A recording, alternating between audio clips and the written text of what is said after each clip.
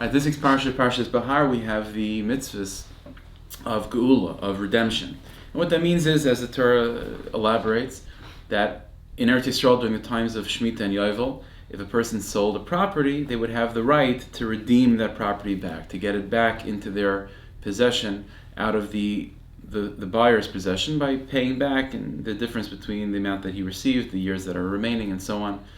That's true for property that was sold. The Torah goes on to talk about that this is also true in terms of an indentured servant. If a Jew finds himself being sold into slavery to another Jew, then he retains the right to redeem himself. Even his family members have the right to redeem him. And then the Torah goes on even further, that this is not only true when one Jew is sold to another Jew, this is even true when one Jew is sold to a non-Jew. That again, if the non-Jew was living in Israel under the jurisdiction of the Jewish court, then the Jew, the servant, the Jew that becomes sold to the non-Jew, retains the right to redeem himself, and so to his family.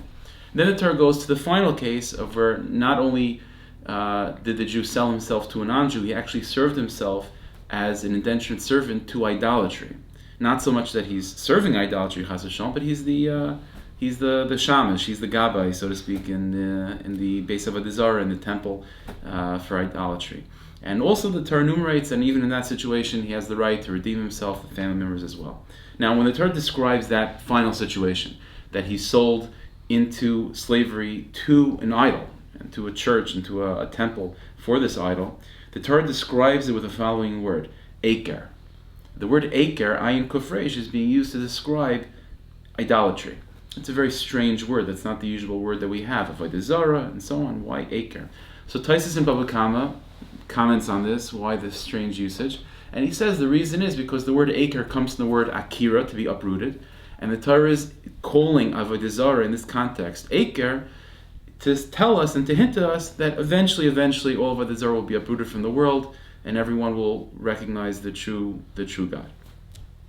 The question is obvious, though. Why in this particular case are we using that word Eker? There's many places in Chumash and Tanakh where we have idolatry mentioned, and that word is never used. So why specifically now? So there's a teaching from Rav Leib Leger. Rav Leib Leger said, you have to understand, when you read this parsha, again, like everything else in Chumash, it's not just telling us historical events, or it's telling us specific things to do under certain circumstances. It's telling us something about ourselves. It's telling us something about how to become better Jews right now. And to said Rav Leib Leger, this entire parsha of redemption is telling us one crucial concept, which is that whatever situation a person finds themselves in, there's always a way out. There's always a way out. The Rebbeinu Shalom always has a backup plan. There's always an ability for a Jew to become redeemed, to get themselves out of their problem, whether it be they themselves, a family member, another Jew somewhere, or Rebbeinu Shalom himself will save you. Every time we make a decision, so hopefully it should be the right decision. Let's say it's the wrong decision, and we put ourselves on a path towards something negative. It's not like the Rebbeinu Shalom sits back and says, okay, listen, you made your own bed and finished, it's your problem now. The Rebbeinu Shalom always has a backup plan. The Rebbeinu Shalom is the great chess master, and whatever move we make, better or worse, the Rebbeinu Shalom knows exactly how to counter. The Rebbeinu Shalom always knows, okay, you did that, then I will put these pieces in position to always give you a way back home. There's always a redemption. And said Rav Leib Leger, even this Jew who falls so low that he sells himself as a slave, not just to a Jew, and not just to a guy, but to literally idolatry itself. And so this is the one Jew that you would think, if there's anyone that ever just completely made the worst decision, that there's no way back home, it would be this guy. He literally sold himself to be a shamash, to be a gabbai for Avodah Zarah itself. So therefore the Torah says, even this person will eventually be redeemed.